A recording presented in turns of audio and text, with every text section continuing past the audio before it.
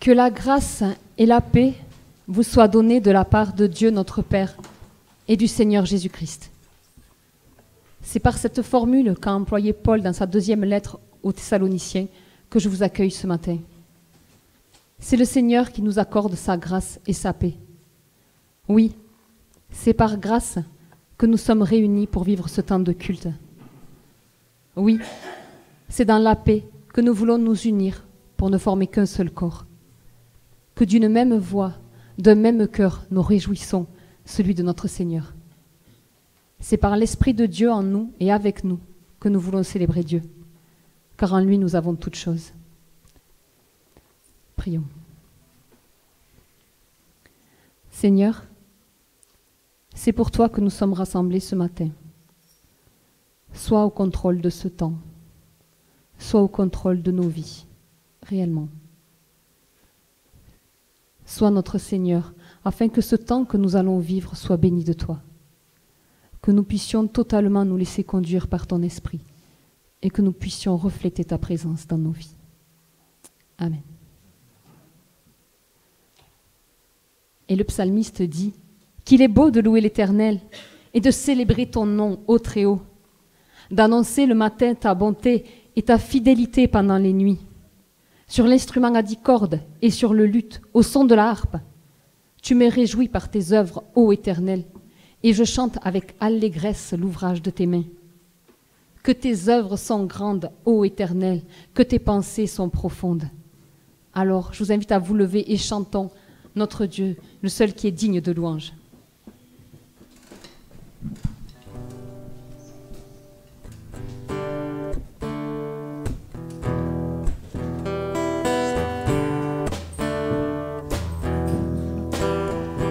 Je t'exalterai, mon Dieu, et je bénirai ton nom, à toujours et à perpétuité. Oui, je te bénirai, je veux célébrer ta gloire, ta grandeur et ta bonté, à toujours et à perpétuité. Oui, je te bénirai, car l'Éternel est grand et digne de louange, et je raconterai ses hauts faits, car il est beau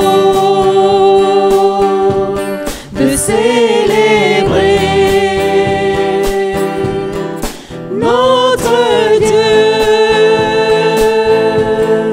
qu'il est doux de le louer, car il est beau de célébrer notre Dieu, qu'il est doux de le louer. Je t'exalterai, mon Dieu. Je t'exalterai, mon Dieu, et je bénirai ton nom, à toujours et à perpétuité. Oui, je te bénirai, je veux célébrer ta gloire, ta grandeur et ta bonté, à toujours et à perpétuité. Oui, je te bénirai, car l'Éternel est grand et digne de louange, et je raconterai ses hauts faits, car il est beau de célébrer notre Dieu, qu'il est doux de le louer, car il est beau de célébrer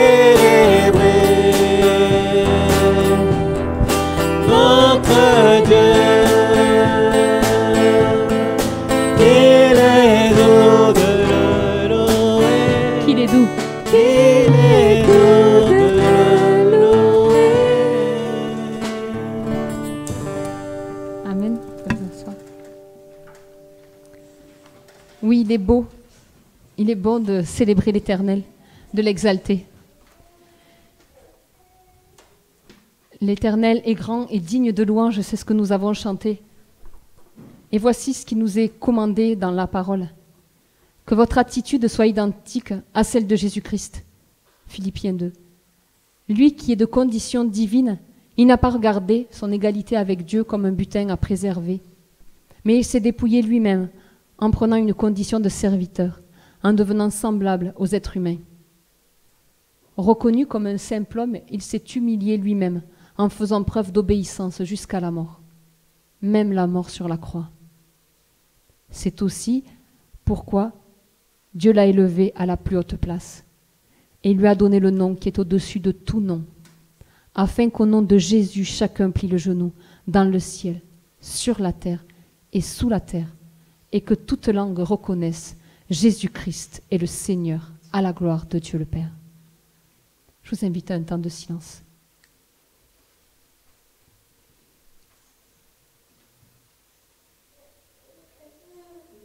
Seigneur, tu nous demandes que notre attitude soit identique à celle de Jésus-Christ. Seigneur, nous savons bien que sans ta grâce et sans ta vie en nous, nous sommes bien peu capables de vivre, ne serait-ce qu'une partie de la radicalité de ton commandement. Alors Seigneur, nous voici devant toi, avec toutes les limites de notre foi et de notre amour. Nous voici devant toi avec ce que nous appelons notre péché qui nous sépare et de toi et des autres. Nous voici devant toi dans toute notre faiblesse et conscients de tous nos manques. Ces manques et ces faiblesses, ces errances et ces incapacités, nous les déposons simplement au pied de ta croix, afin que tu nous appelles, que tu nous accueilles tels que nous sommes. Amen. Et nous allons rester assis et chanter ce chant qui dit « Sonde-moi, ô Dieu, et connais mon cœur ».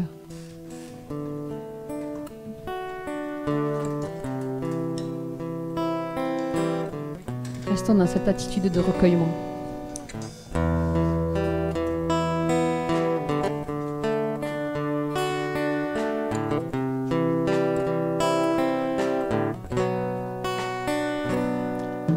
Sonde-moi, ô Dieu, et connais mon cœur.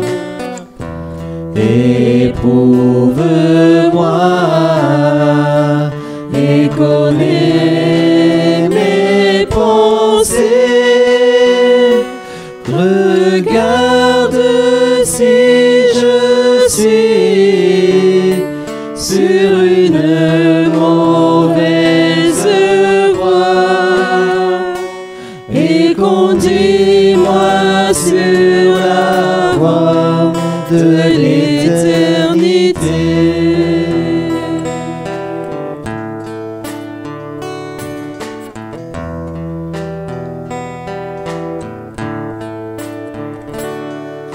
Sonde-moi, ô Dieu, et connais mon cœur. Éprouve-moi et connais mes pensées.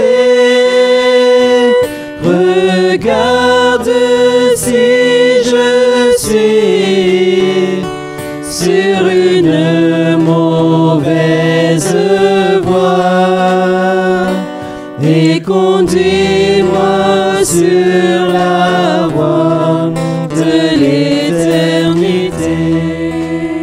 Et conduis-moi. Et conduis-moi sur la voie de l'éternité.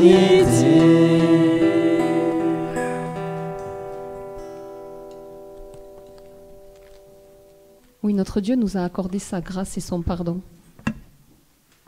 Alors, je pense que nous pouvons dire tous ensemble ce cantique que Marie a dit lorsque elle a fait part de son allégresse suite à la visite de l'ange.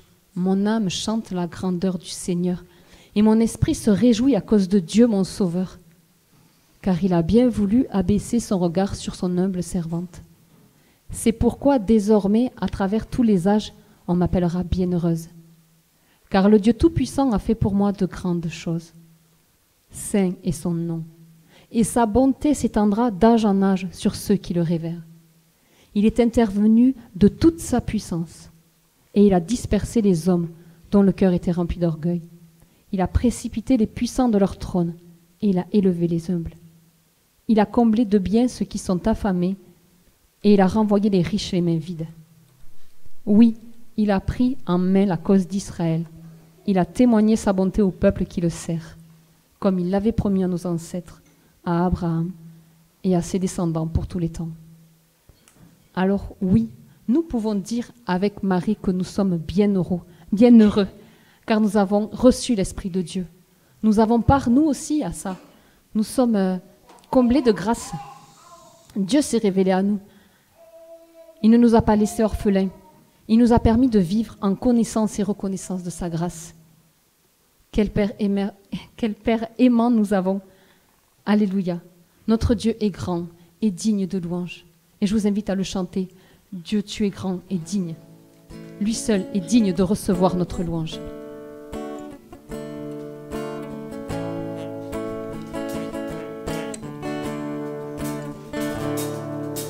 Dieu, tu es grand et digne de louange. Dans la cité de Dieu, la ville sainte, joie de toute la terre.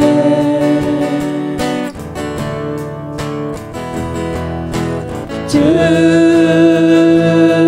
tu es grand, toi qui nous donnes la victoire.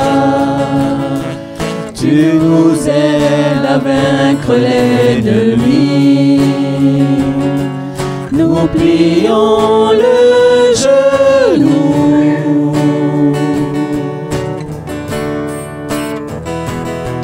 Seigneur, nous voulons élever ton nom. Et nous te disons merci pour ce que tu fais dans nos vies. Seigneur, ton amour ne tarit jamais. Tu es le Dieu d'éternité. Tu règnes sur la terre et dans les cieux. Nous allons reprendre Dieu, tu es grand. Dieu, tu es grand et digne de louange. Dans la cité de Dieu, la ville sainte, joie de toute la terre. Dieu, tu es grand, toi qui nous donnes la victoire. Tu nous aides à vaincre l'ennemi. Nous plions le genou.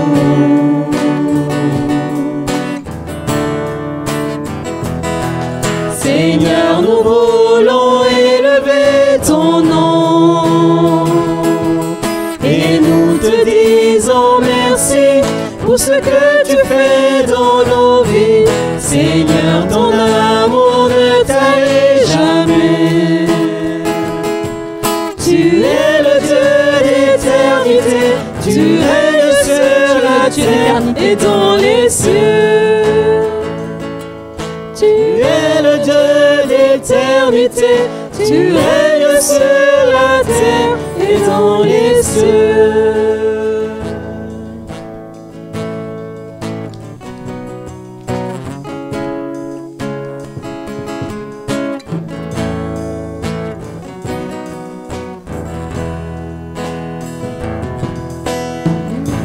L'immensité de ta grandeur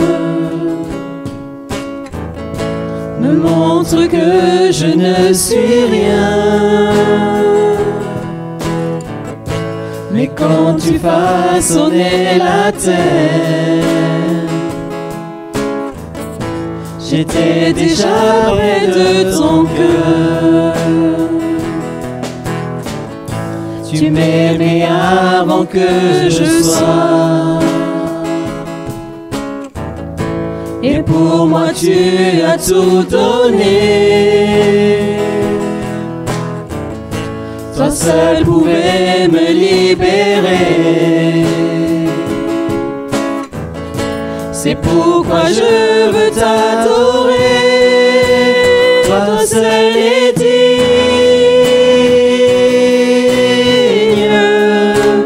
de recevoir louange et gloire pour l'éternité. Toi seul est digne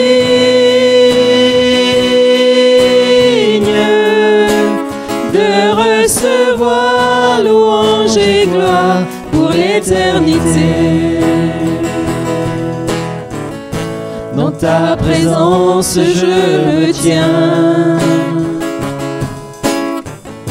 car tu es ce dont j'ai besoin. La joie, la vie et le bonheur sont dans tes parvis, mon sauveur. Toi seul est digne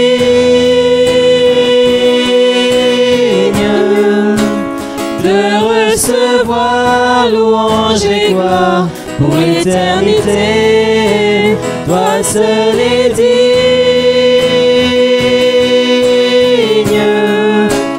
de recevoir louange et gloire pour l'éternité.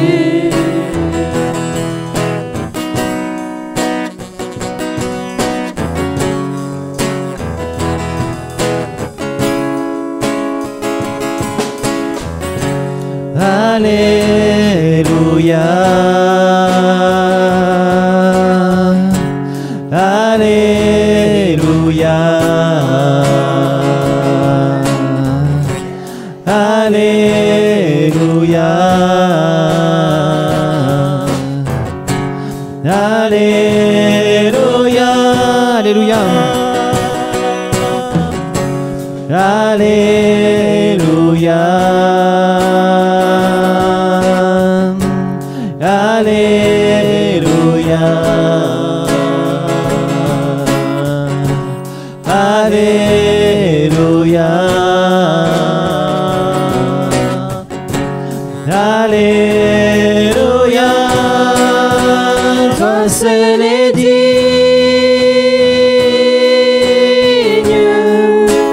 de recevoir louange et gloire pour l'éternité. Toi seul est digne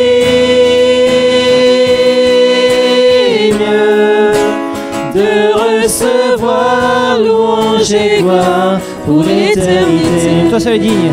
Toi seul est digne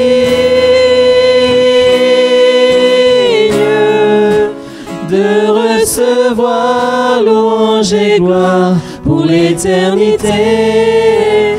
Toi seul est digne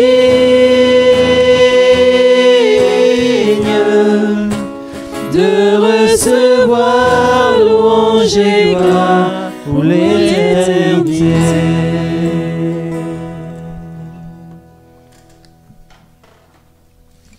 Ce matin, nos cœurs débordent de reconnaissance.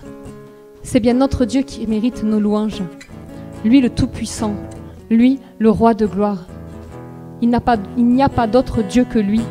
Il le dit dans Ésaïe 43, « Avant moi, aucun Dieu ne fut formé, et après moi, il n'en existera pas. Moi, je suis l'Éternel, et en dehors de moi, il n'est pas de sauveur. Il est, il était, et il sera toujours le même, toujours fidèle, toujours présent à nos côtés. Il a vécu comme nous, il s'est mis à notre place, il a scellé une alliance avec nous. Est-ce que nous nous rendons compte de l'extraordinaire cadeau qu'il nous a fait? Il a fait de nous ses enfants. Alors restons dans cette attitude de louange. Et nous allons prendre d'autres chants qui disent combien notre Dieu est glorieux, combien notre Dieu est digne de recevoir la louange et l'adoration. juste pour lui dire merci de sa présence dans nos vies. Merci de cet amour si fort.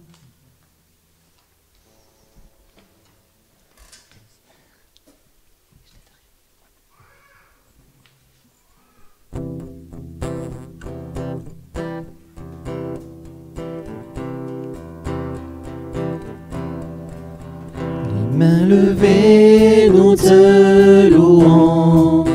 Le cœur ouvert, nous t'adorons. Seigneur, à pleine voix, nous te chantons. Et pour toujours, nous t'aimerons. Seigneur, Seigneur, glorieux dans les cieux, oui, tu es glorieux.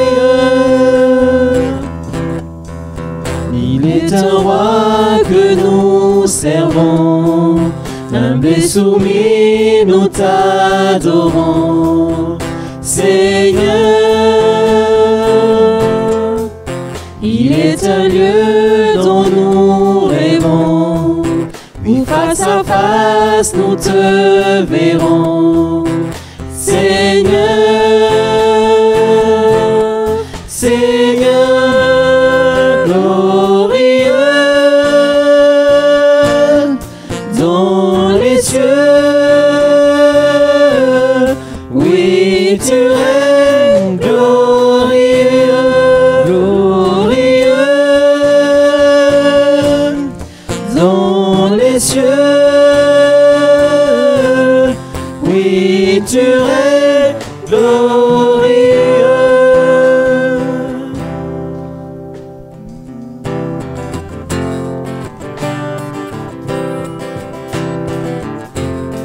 Pour ceux qui peuvent, vous pouvez vous lever pour chanter avec nous.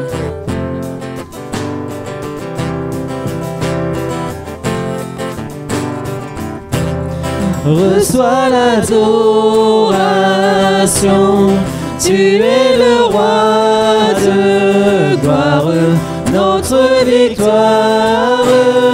Digne es-tu, Seigneur, Emmanuel. Dieu de lumière élevé dans les cieux, rempli de grâce et de paix, environné de louanges et de feu, gardien de l'éternité. Pourquoi quitter ce palais de bonheur pour un sentier de misère? Par quel amour les chemins de ton cœur ont su trouver nos prières.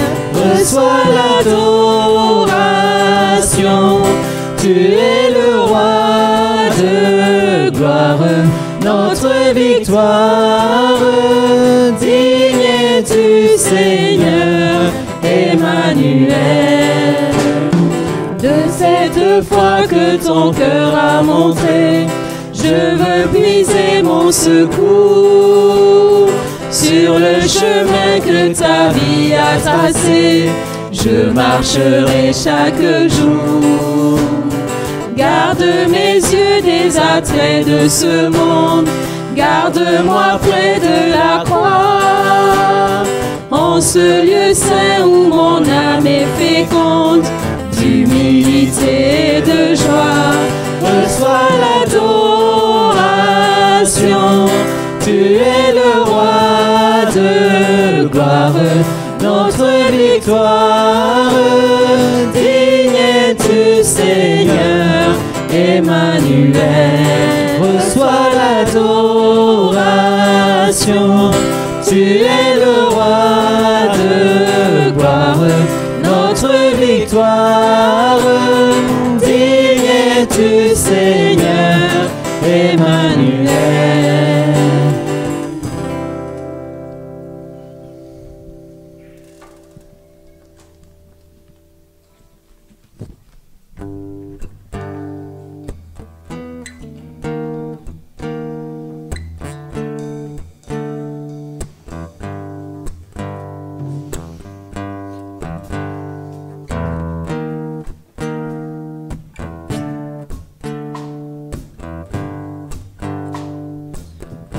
Ton amour, ta puissance, ta présence dans ma vie. Ton amour, ta puissance, ta présence dans ma vie. Et je veux t'adorer de tout mon cœur. Et je veux t'adorer de toute mon âme. Et je veux t'adorer de toute ma force. Car tu es mon Dieu. Tu es mon Dieu.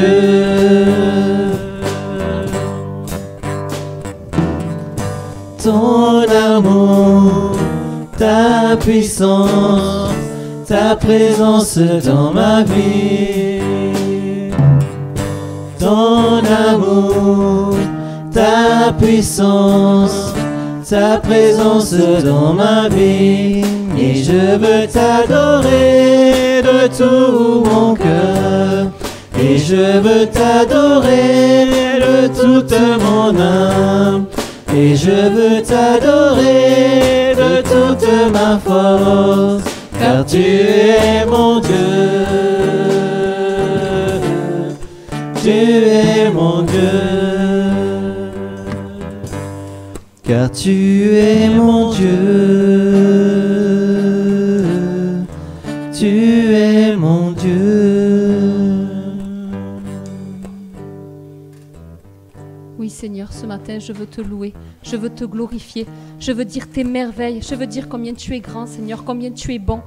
Merci Jésus, merci pour ce sacrifice à la croix, merci de ta présence dans ma vie, merci de ta présence dans la vie de mes frères et sœurs présents ce matin. Seigneur Jésus, qu'il est bon et qu'il est beau de te louer Seigneur. Merci de tout ce que tu nous accordes Jésus. Ton nom est saint, magnifique Seigneur. Voilà, à toi la gloire, Seigneur. Reçois l'adoration de nos cœurs, Seigneur. Reçois le parfum qui t'est dû, Seigneur. Reçois tout ce qui te revient, Seigneur, mon Dieu. Tu es tout puissant, tu es glorieux et tu nous aimes.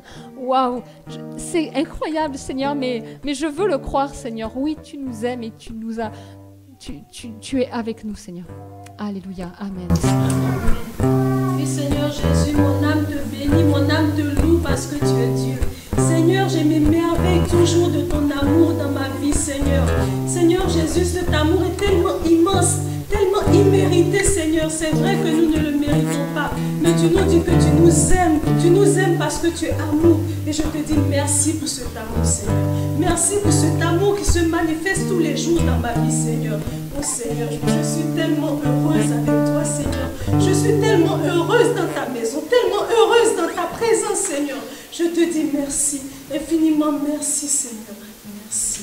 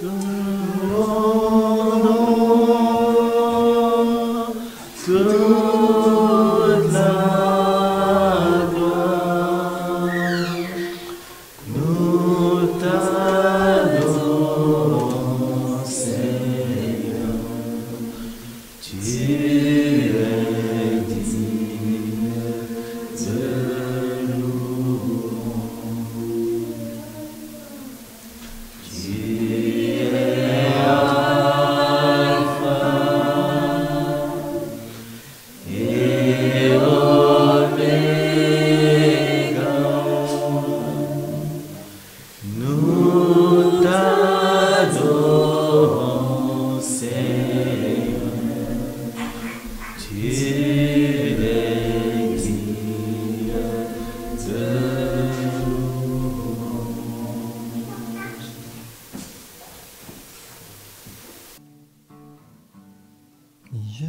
t'adorer de tout mon cœur. Et je veux t'adorer de toute mon âme. Et je veux t'adorer de toute ma force. Car tu es mon Dieu. Tu es mon Dieu. Et je veux t'adorer de tout mon cœur. Et je veux t'adorer de toute mon âme. Et je veux t'adorer de toute ma force. Car tu es mon Dieu. Tu es mon Dieu. Car tu es mon Dieu.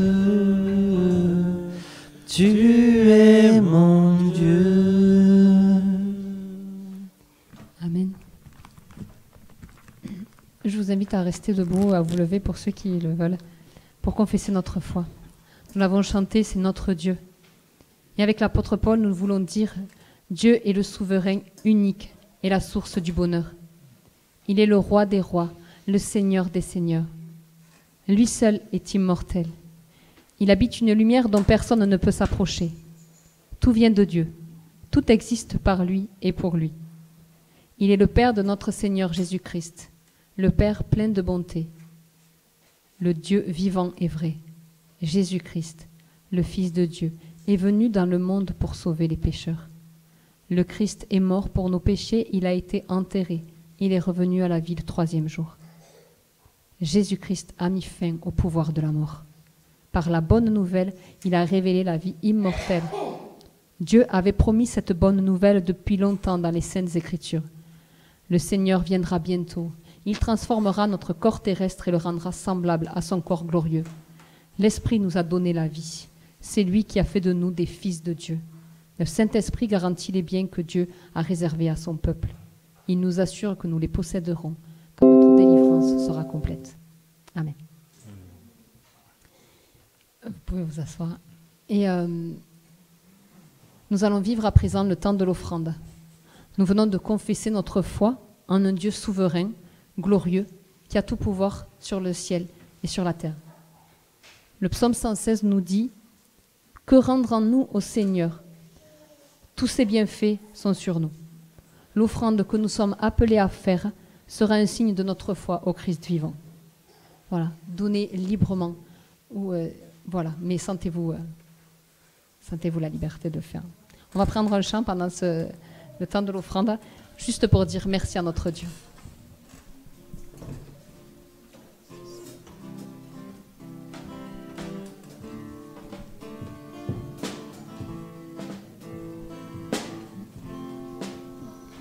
Merci d'un cœur reconnaissant. Merci au Seigneur 3 fois saint.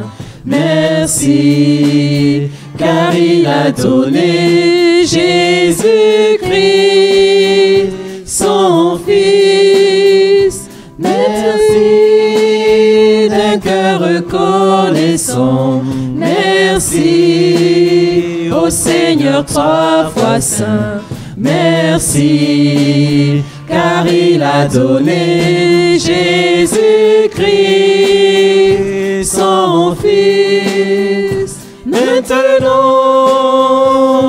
le faible dit je suis fort, le pauvre dit je suis riche. Dieu a fait de grandes choses pour nous. Maintenant, le faible dit je suis fort, le pauvre dit je suis riche. Dieu a fait de grandes choses pour nous. Merci.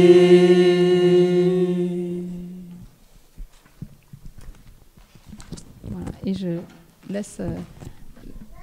je vais juste remettre ces offrandes et le temps à venir dans la prière. Seigneur mon Dieu, tu vois ces offrandes que nous t'avons apportées. bénis-les. Que ce soit, Seigneur, pour l'avancement de ton règne, Seigneur mon Dieu. C'est de l'argent, c'est très pratique, Seigneur. C'est vrai que c'est pour des choses terre à terre, Seigneur, mais nous souhaitons qu'elles profitent pour des choses, Seigneur, qui soient de ton royaume, Seigneur. Fais-les fructifier, Seigneur, pour que vraiment, Seigneur, nous puissions faire voir ta gloire, Seigneur. Puissions rayonner, Seigneur. Je te prie, Seigneur, pour Pierre qui va apporter maintenant la parole que tu as mise sur son cœur, Seigneur. Rends-nous réceptifs, Seigneur. Donne-nous de recevoir et de comprendre ce que tu as pour nous ce matin. Gloire à toi, Jésus. Amen.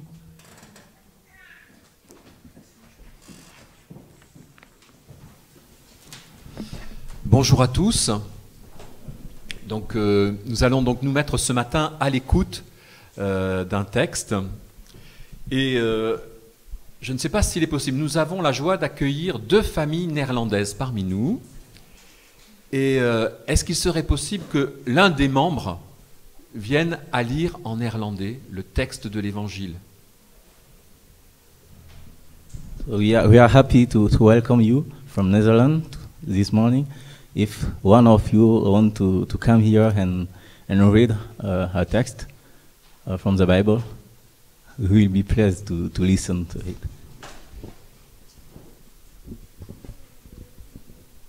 One person?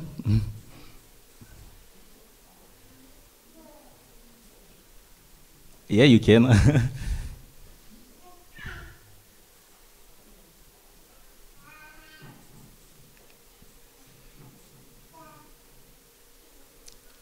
La première famille vient de près d'Utrecht et l'autre famille vient de Gouda.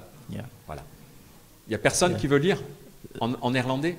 Yeah, it is in your language, so it is not in French. You can read it if you want, of course. Yeah.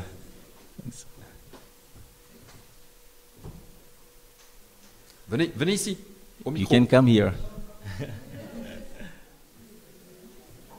Donc c'est Jésus qui va proposer une autre parabole. Excusez-moi, c'est Matthieu 13, verset 24. Oui, alors si je ne donne pas la référence en français. Matthieu 13, verset 24. Donc Jésus leur proposa une autre parabole et il dit: le royaume des cieux est semblable à un homme qui a semé une bonne semence dans son champ. Mais pendant que les gens dormaient, son ennemi vint, sema de l'ivraie parmi le blé et s'en alla. Lorsque l'herbe eut poussé et donné du fruit, l'ivraie parut aussi. Les serviteurs du maître de la maison vinrent lui dire: Seigneur, n'as-tu pas semé une bonne semence dans ton champ? D'où vient donc qu'il y a de l'ivraie? Il leur répondit: c'est un ennemi qui a fait cela. Et les serviteurs lui dirent: veux-tu que nous allions l'arracher? Non, dit-il, de peur qu'en arrachant l'ivraie, vous ne déraciniez en même temps le blé. Laissez croître ensemble l'un et l'autre jusqu'à la moisson. Et à l'époque de la moisson, je dirai aux moissonneurs: arrachez d'abord l'ivraie et liez-la en gerbe pour la brûler, mais amassez le blé dans mon grenier. Il leur proposa une autre parabole et il dit: le royaume des cieux est semblable à un grain de sénévé qu'un homme a pris et semé dans son champ. C'est la plus petite de toutes les semences. Mais quand il a poussé, il est plus grand que les légumes et devient un arbre de sorte que les oiseaux du ciel viennent habiter dans ses branches. Il leur dit, cette autre parabole, le royaume des cieux est semblable à du levain qu'une femme a pris et mis dans 3 mesures de farine jusqu'à ce que toute la pâte soit levée.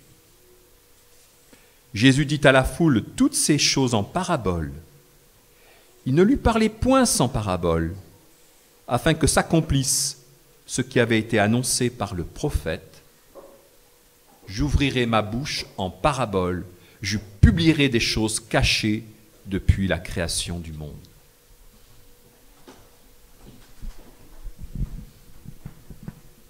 Het was even bezoek wat er precies bedoeld werd, maar ik lees nu het Bijbelgedeelte voor.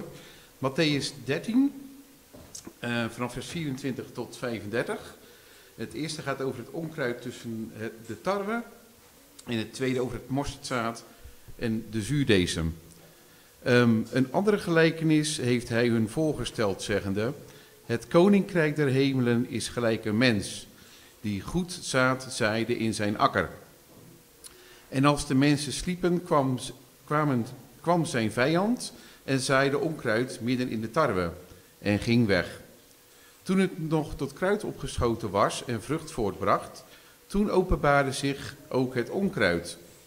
En de dienstknechten van de heer des huizes gingen en zeiden tot hem: Heere, hebt gij niet goed zaad gezaaid in uw akker? Vanwaar heeft hij dan dit onkruid?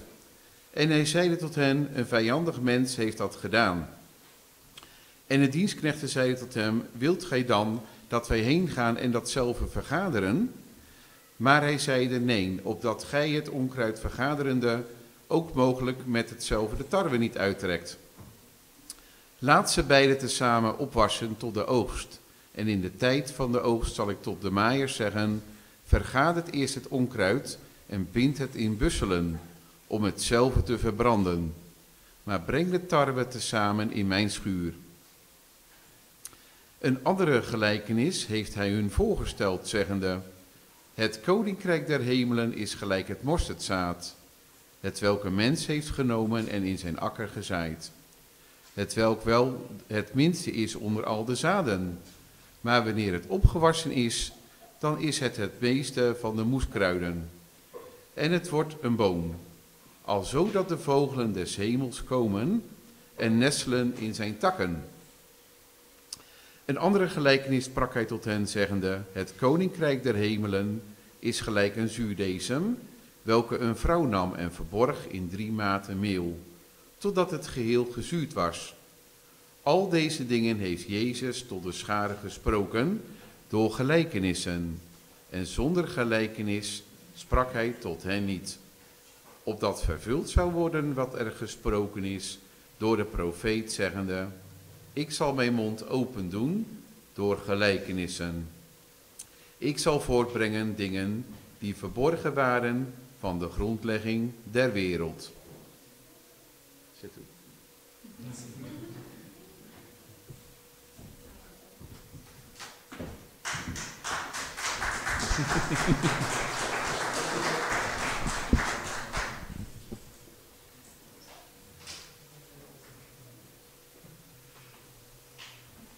Alors nous venons d'entendre 3 paraboles. Alors ces paraboles, elles s'attachent à parler donc de livrer. Alors je ne sais pas si tout le monde avait le même terme dans sa version. Mauvaises herbes, voilà, merci aussi. Alors on parle de livrer la mauvaise herbe. La deuxième parabole parle de quoi? Du grain de sénévé ou, selon les versions, de moutarde, d'accord. Et la troisième, du levain. Alors, voilà. Moi, j'ose dire qu'on est là dans le végétal. Hein. On est avec donc des plantes ou quelque chose qu'il faut cultiver, qu'il faut travailler. Et du coup, on réalise que finalement, c'est vrai que Jésus va utiliser beaucoup, dans ce qui vient être son enseignement, d'images qui sont propres à l'agriculture. Hein. Et et finalement qui invite à comprendre aussi peut-être quelque part que l'homme se doit d'attendre, que l'homme se doit d'être patient. En tout cas, moi, je le reçois ainsi pour moi personnellement, hein, au travers de ce que j'ai pu même vivre au cours de cette semaine, voilà, ces textes bibliques m'ont interpellé. Et ce matin, je peux vous dire que vraiment, pour moi, ça a un effet en quelque sorte fort, que de réaliser tout ce que Dieu veut nous faire comprendre au travers de sa parole. Parce que nous sommes, ne l'oublions pas, dans un monde où il est question surtout d'immédiateté, où il est question de rapidité, de vitesse, où résultats et efficacité sont recherchés, et puis sont recherchés justement dans ce cadre de vitesse, rapidité, immédiateté. Et donc, nos paraboles, ce matin, nous invitent donc à être patients et en quelque sorte à découvrir quelqu'un qui est avant tout patient, il me semble. Et Jésus donc va s'attacher à rendre compte également d'une réalité qui ne nous est pas immédiatement évidente et naturelle. De quoi il parle en parlant donc de grains de moutarde, en parlant d'ivraie ou de mauvaises herbes, ou en parlant de levain?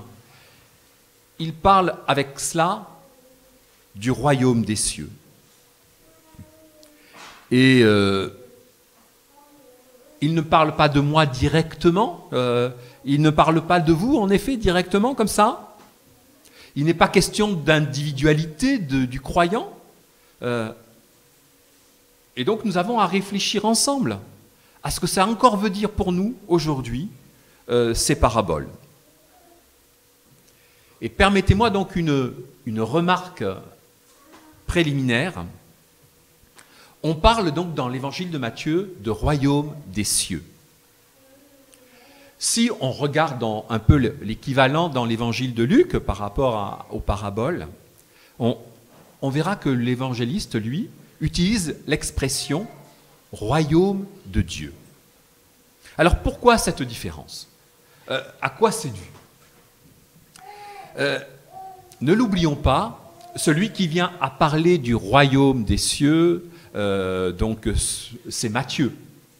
Matthieu, donc, il est attaché donc à un contexte donc juif où le nom de Dieu est entouré d'un profond respect. Et finalement, pour parler du royaume de Dieu, on a un peu une sorte de circonvolution là pour éviter quand même de prononcer comme ça à tout bout de champ ce nom merveilleux qui est celui de Dieu. Et Luc n'est pas du tout dans le même contexte, et voilà, il est plus direct, voilà, il a cette capacité donc à, n'ayant pas l'arrière-plan de Matthieu, voilà, de pouvoir nous parler plus autrement. Mais voilà, les deux expressions veulent bien dire la même chose. Elles renvoient à ce qui vient de la part de Dieu. Et ça peut peut-être être perturbant pour nous. Cela peut, nous qui sommes habitués à un certain continuum de temps, à une certaine histoire, de voir que, voilà, Christ ose provoquer les siens en leur parlant d'un autre royaume, d'un autre temps, d'autres choses voilà. Et c'est là pour nous quelque chose qui est peut-être un peu perturbant. Mais n'empêche que c'est comme ça. Alors commençons par cette parabole de l'ivraie ou de la mauvaise herbe. Et on vient donc trouver le maître en disant, voilà, on a fait le constat qu'il y a quelque chose qui ne va pas dans ta semence. Est-ce que tu veux que nous allions immédiatement intervenir? Et finalement, dans la parabole, le maître dit, non, vous n'intervenez pas tout de suite. Nous attendons. C'est à la moisson que se fera le tri. Comme si l'acte malveillant, ce que l'ennemi a fait, finalement, n'affectait en rien le processus de développement. La solution immédiate qui est suggérée par les serviteurs ne convainc pas le propriétaire en raison des conséquences pour les bonnes plantes et donc les risques plus grands à intervenir maintenant. Il y aura le temps de la récolte. Et donc, l'œuvre malfaisante ne déconcerte pas. Elle n'affecte en quelque sorte en rien le propriétaire. Et si il n'y a pas de réaction immédiate, ce n'est pas un aveu d'impuissance. De sa part, c'est que, voilà, son projet n'est pas remis en cause. Rien ne peut remettre en cause le projet divin. Alors, il y aura du travail supplémentaire, mais cela ne remet pas en cause la réalité de la récolte. Les développements du royaume de Dieu, du royaume des cieux, ne peuvent pas être entravés par les agissements du mauvais. Jésus donc est venu tourner les créatures vers une nouvelle réalité qui prend place au milieu d'elles et à laquelle rien ne peut s'opposer. Il y a un terme, c'est vrai, qui est la récolte, et tout tend vers cet événement, et rien d'autre ne peut prétendre représenter plus que la récolte. Alors nous, aujourd'hui encore, on n'est pas encore au temps de la moisson, ou en tout cas, voilà, on sera surpris de toute manière par l'événement de la moisson. Bien souvent, dans la réalité, il ne faut pas que ce soit comme ça, mais dans la réalité naturelle, mais dans ce qui fait la réalité spirituelle, voilà, c'est Dieu qui sait tout et qui choisira le moment. Donc nous serons quelque part surpris. Mais du coup, aujourd'hui, pour nous encore, au travers de ce qui fait l'enseignement que Jésus veut délivrer, il me semble que nous n'avons pas en quelque sorte nous-mêmes à nous impatienter au sujet du mal. Et de faire de ce qui finalement nous habite, cette impatience, nous fasse perdre de vue que Dieu tient tout entre ses mains. C'est lui qui a tout entre ses mains.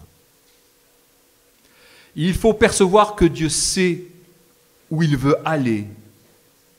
Et nous, ce que nous avons à développer, c'est pas tant, c'est avant tout de la confiance à l'égard de ce qu'il est, de ce qu'il conduit. Alors on peut parler donc de la patience de Dieu. Mais n'empêche que s'il y a patience de Dieu, il y a urgence pour nous, il y a urgence pour les hommes. Et nous sommes invités à répondre à l'appel de Dieu. Si vous entendez sa voix, n'endurcissez pas vos cœurs. Si Dieu est patient, ce n'est pas pour nous permettre de vivre un certain laisser-aller. Voilà, nous avons besoin, au travers de ce qui vient être l'enseignement de ce texte et de ce qui fait la pensée de Jésus, à comprendre que voilà, on ne peut pas accepter tout et n'importe quoi. Et voilà, aujourd'hui, si Dieu fait preuve de patience, nous sommes conscients que ça ne veut pas dire que pour nous, nous devons accepter tout et n'importe quoi. Et qu'il convient même, dans ce qui vient être la réalité du peuple de Dieu, à donner de l'importance, avant tout à ce qui est saint, ce qui est voulu par Dieu. Et pouvoir faire le distinguo, dire, il y a quelque chose qui ne vient pas de Dieu. Et ce qui ne vient pas de Dieu, je veux m'en écarter. Il convient donc d'avertir que parfois les voies poursuivies ne sont que révolte et rébellion envers Dieu. Et que, voilà, ce n'est pas quelque chose qui est acceptable devant Dieu. Cette dimension-là qui rappelle la patience de Dieu, mais l'urgence pour nous, dans ce qui fait la réalité de notre quotidien, à nous rappeler que nous sommes appelés à vivre étant saints, eh bien c'est quelque chose qui marque nos existences aussi, et qui nous oblige. Il y a encore cette autre parabole, la parabole du grain de moutarde ou du grain de sénévé. Alors cette semence, qui est réputée comme étant très très petite,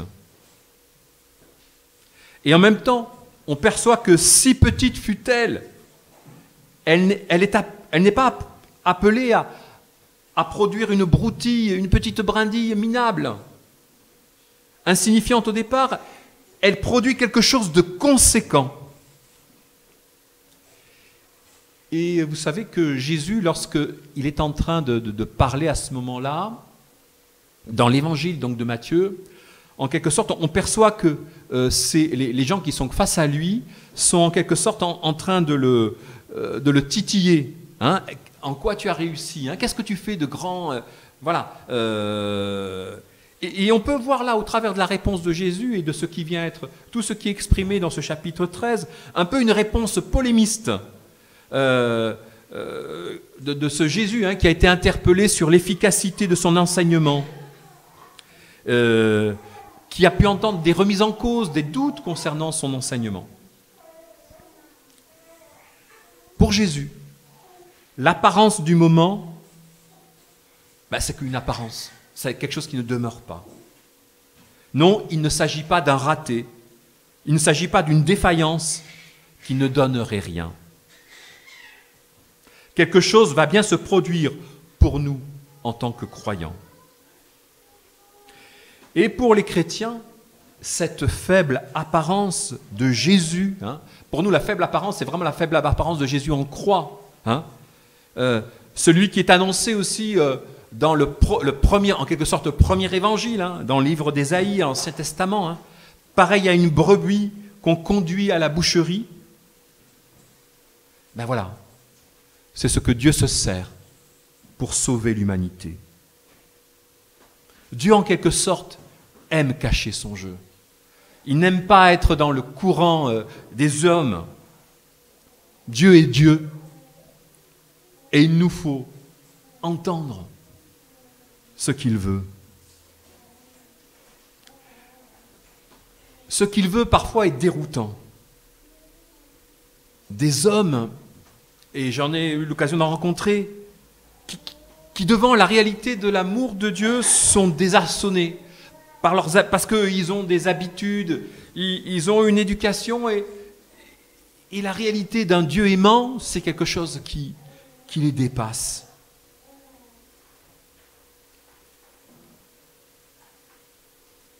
Réalisons-nous combien nous avons été aimés. Dans ce qui fait parfois nos histoires, ce qui a fait nos personnalités, nous sommes tous un peu branlants, nous ne sommes pas forcément très très forts. Et parfois donc nous avons du mal face même à cette réalité de l'amour de Dieu. Et pourtant, voilà, nous sommes aimés, comme ça nous a été aussi rappelé tout à l'heure. Alors, si naturellement nous avons du mal, si nous n'arrivons pas forcément à bien comprendre, si naturellement, voilà, c'est compliqué,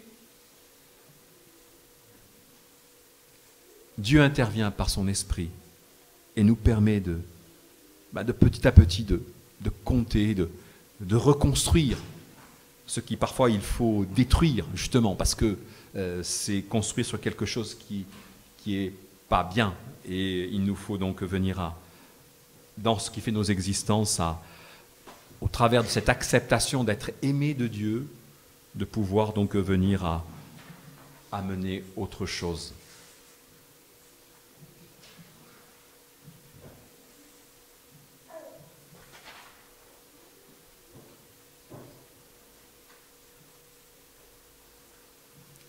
Alors cette cette parabole, donc du grain de sénévé, du grain de moutarde, va donner lieu à Jésus de parler de manière assez extraordinaire à la fin, parce que il parle tel, il la présente tel un arbre. Hein. Il y a quelque chose qui est amplifié là de la part de Jésus, comme pour nous émerveiller, quoi. Il faut aussi qu'on y soit sensible à cette manière de parler, cette amplification que le Christ fait là des effets, et qui est là encore pour interpeller chacun pour nos propres existences, par cet émerveillement que Christ a et qu'il veut partager, cet enthousiasme qu'il a dès à présent. Mais c'est vrai que c'est scandale ou folie pour l'homme naturel. Mais n'empêche que nous sommes invités à comprendre et à saisir le ton même que Jésus utilise là, qui est de l'ordre donc de l'enthousiasme, et qui est là pour nous percuter. Et encore aujourd'hui, si dans ta vie tu perçois que quelque chose ne bouge pas, sache que Dieu ne le veut pas ainsi, que le Christ a voulu aussi donner à comprendre que, voilà, il veut s'émerveiller aussi en rapport de toi. Alors, on va terminer maintenant avec cette parabole du levain. Alors, parfois, le levain est avec une connotation négative. Alors, ce n'est pas le cas ici. Hein, là, Jésus est en train surtout d'évoquer un effet, hein, quelque chose qui va donc gonfler. Mais c'est vrai qu'au départ, le levain, il est incorporé à la pâte et on ne peut pas le distinguer. C'est une quantité assez minime face à une grosse masse de pâte. Et donc, au bout du compte, on ne s'en rend pas compte de la présence du levain. Mais on voit surtout son effet. Et sans lui, rien n'est possible. Hein. On aurait une masse, mais elle ne bougerait pas. Et donc, par l'introduction donc, du levain, voilà, il y a quelque chose qui se produit. Et ce qui a pu paraître insignifiant, ce qui a pu paraître donc comme négligeable, qui pour nous est la croix, hein, c'est la croix, c'est le Christ par son sacrifice, c'est quelque chose qui aujourd'hui peut encore avoir un effet, et qui a un effet dans nos vies. Et nous avons donc à nous en réjouir. Effet amplifié également par la venue de l'Esprit, hein, et qui permet vraiment là aussi la transformation. Il y a ce qui vient de Dieu et qui provoque en nous et en notre monde le changement. Oui, nous sommes conscients ainsi que de ce que Dieu veut susciter. Sans cette adjonction, rien n'est possible. Pas d'évolution. Tout resterait au même stade. Mais le but recherché par Dieu n'est pas que les choses restent immobiles. Il veut le changement en nous donnant cette perspective du royaume. Nous dépendons de ce que Dieu apporte pour changer nous-mêmes, pour modifier aussi l'ensemble où nous prenons place. Mais c'est vrai que tout passe par une transformation intérieure, une transformation de nos cœurs. Au plus profond, là où finalement personne d'autre ne peut avoir accès, Dieu vient à réaliser son œuvre. Alors en conclusion, face à cette réalité nouvelle que Jésus est en train de nous présenter, nous sommes invités donc d'abord à une contemplation. Mais si nous restons que dans cet état de contemplation, attention. Il est bon que nous soyons dans cette phase d'observation, mais Dieu ne veut pas nous laisser juste à ce stade. Et il veut nous permettre de décliner nos vies en rapport avec ce vers quoi nous sommes tendus et orientés. Nous nous reconnaissons tous extraits d'une réalité limitée. Nous sommes tous pas grand-chose et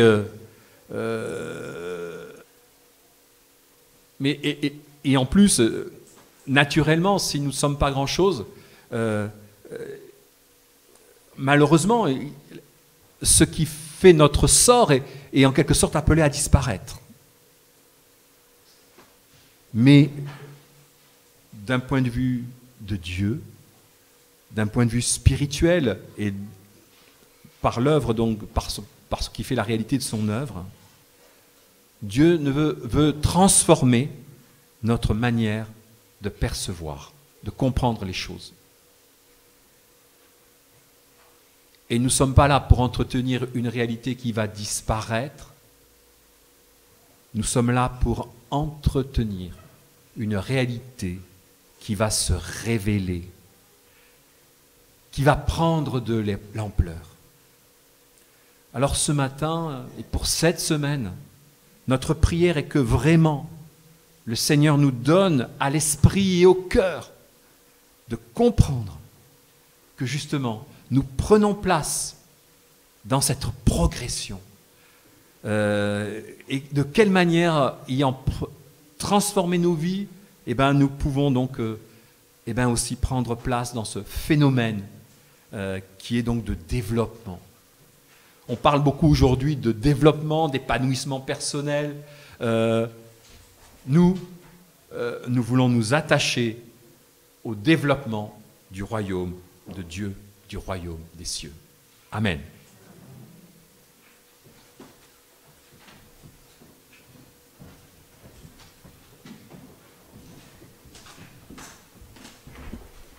Amen. Sans transition, on va juste évoquer donc les annonces de la semaine. Donc, comme nous sommes en période de vacances, il n'y a pas d'activité particulière cette semaine. Simplement, dimanche prochain, le culte ici même à 10h30. Il s'est passé la semaine dernière et ce week-end, donc le camp aquarium et le festival Aqua Tu Sers. Et je crois qu'on a quelques photos.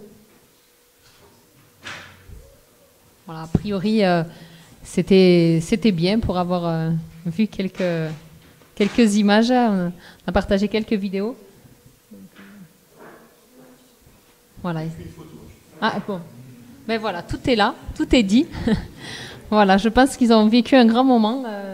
En tout cas, les jeunes de notre église sont très enthousiastes et ils retournent. Donc c'est vraiment qu'il se passe des choses. Donc voilà, prions pour eux. Il y en a 4 de notre communauté qui font partie de cette chorale. Alors, il y a Emmanuel qui se trouve donc complètement sur votre droite. Elle est tout en haut, voilà. Mais vous la voyez pas, c'est trop petit, je suis désolé. Il y a Enzo qu'on voit et puis Nathan, ils sont au milieu. Hein. Et Nathan on le voit pas parce que je pense que c'est la chef de chœur qui est devant lui. Sita était aussi présente dans le chant qui précède sur la scène, mais les plus petits sont partis à ce moment-là. Donc voilà. Donc c'était à Gagnères, c'était vendredi soir, et je pense que le chapiteau était plein sur Gagnères. Hein. Il y a aussi Catel, non ? Alors il y a Catel qui est impliquée alors dans les coulisses en quelque sorte, puisqu'elle fait le ménage. Oui, mais elle chante comme ça. C'est Ellie, devant Emmanuel. C'est Catel, non ? Enfin, non, je sais pas. Ah ben tu vois, j'ai pas fait. Merci de. Je crois, du coup j'ai un doute, mais voilà. Donc voilà, on peut remercier le Seigneur en tout cas de tout ce qu'ils vivent et du témoignage aussi. Voilà, il y avait du monde, c'est bien. Et Pierre a une annonce particulière aussi. Oui, alors il y a Ida qui est là. Ida, notre sœur, doit déménager sur Rodez. Alors elle recherche des personnes pour l'aider et un véhicule. Hein. Et ce, pour les 15 premiers jours d'août. 2 premières semaines d'août. Hein. Elle est un peu inquiète, alors qu'il faut que le Seigneur accorde sa paix d'abord, et puis voilà, et puis nous aussi, on va prendre aussi...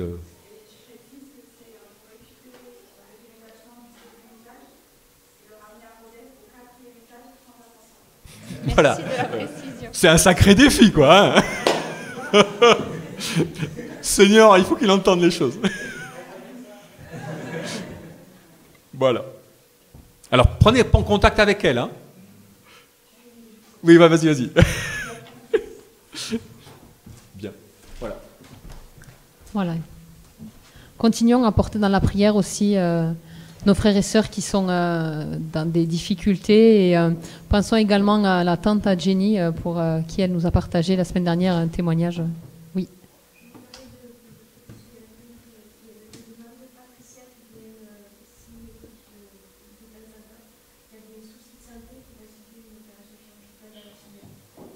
D'accord, donc prions aussi pour Patricia qui va subir une intervention cette semaine.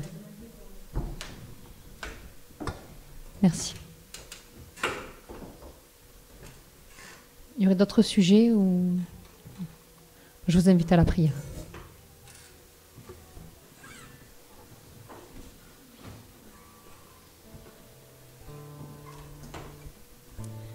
Seigneur Dieu, c'est parce que tu es infiniment bon et que ton amour n'a pas de fin que nous venons maintenant implorer ton secours. Seigneur, nous t'en prions, renouvelle ton Église dans l'écoute de ta parole et viens illuminer son témoignage. Accompagne ceux qui s'éveillent à la foi, que ton esprit les dirige et éclaire leur chemin, afin qu'ils parviennent à une profonde communion avec toi. Veille sur ceux qui vivent depuis longtemps dans la foi. Renouvelle le regard qu'ils portent sur toi, afin qu'ils retrouvent leur premier amour et te servent avec zèle, d'un cœur pur et dans l'obéissance de la foi. Seigneur, accompagne ceux qui souffrent, que dans leurs épreuves, ils affermissent leur confiance en toi. Et je veux te prier particulièrement, Seigneur, pour la tante Jenny, qui est aussi malade, Seigneur, pour Patricia, qui doit subir une intervention. Je te remets ces personnes, Seigneur, ce sont tes enfants, Seigneur. Agis dans leur cœur, Seigneur, avant d'agir dans leur corps, Seigneur, mais s'il te plaît, sois auprès d'elles, qu'elles puissent sentir la puissance de ton esprit, Seigneur, la puissance, Seigneur, qui vient de toi, qu'elles soient convaincues, Seigneur, que la foi qu'elles ont, Seigneur, n'est pas mise dans un Dieu vain, mais dans le Dieu qui peut tout.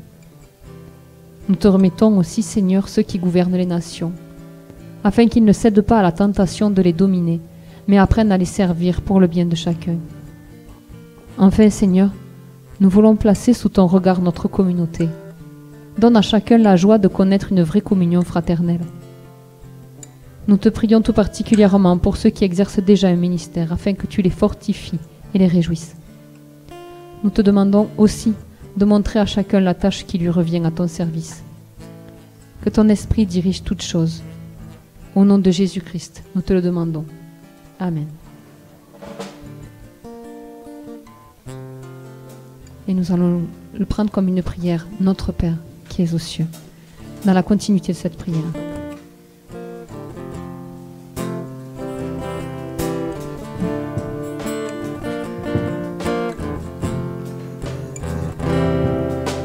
Notre Père qui es aux cieux, que ton nom soit sanctifié, que ton règne vienne, que ta volonté soit faite. Donne-nous aujourd'hui notre pain de ce jour. Pardonne-nous nos offenses comme nous pardonnons aussi à ceux qui nous ont offensés. Amen. À ceux qui nous ont blessés. Amen.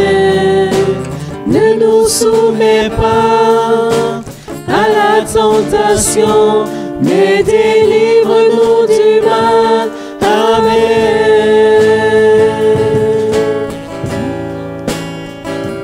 Notre Père, oh, Amen.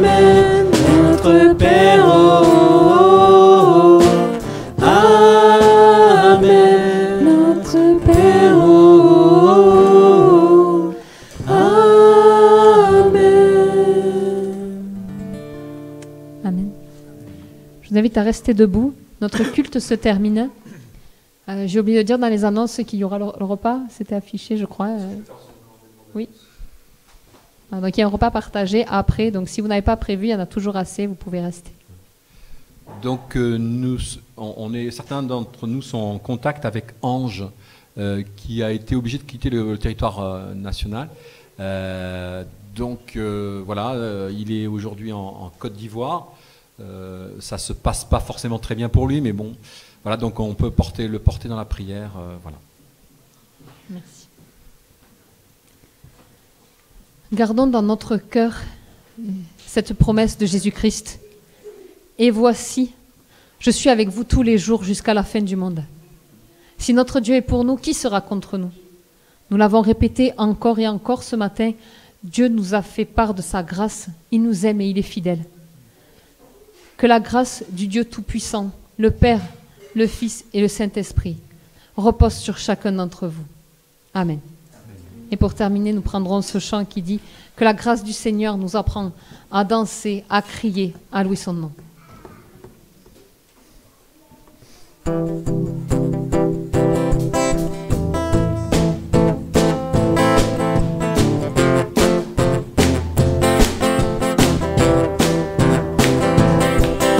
Ta grâce nous apprend à danser, à célébrer de tout notre être et nous dansons, fêtons ta grâce. Ta gloire nous apprend à crier, à élever ton nom sur terre et nous crions, louons ta gloire. Nos cœurs pardonnés sont débordants de joie. Nous t'avons vu, Seigneur. Nos cœurs ne peuvent se taire. Nous serons une génération qui danse, dansant à cause des merveilles de ta grâce, des merveilles de ta grâce. Nous serons une génération qui crie, criant à cause des merveilles de ta gloire, des merveilles de ta gloire. Ta grâce nous apprend. Ta grâce nous apprend à danser, à célébrer de tout notre être et nous dansons, fêtons ta grâce. Ta gloire nous apprend à crier, à élever ton nom sur terre et nous crions, louons ta gloire. Nos cœurs pardonnés sont débordants de joie. Nous t'avons vu, Seigneur. Nos cœurs ne peuvent se taire. Nous serons une génération qui danse, dansant à cause des merveilles de ta grâce, des merveilles de ta grâce. Nous serons une génération qui crie, criant à cause des merveilles de ta gloire, des merveilles de ta gloire. Nous serons une génération. Nous serons une génération qui danse, dansant à cause des merveilles de ta grâce, des merveilles de ta grâce. Nous serons une génération qui crie, criant à cause des merveilles de ta gloire, des merveilles de ta gloire. Bon dimanche à tous et que le Seigneur vous accompagne. Soyez bénis.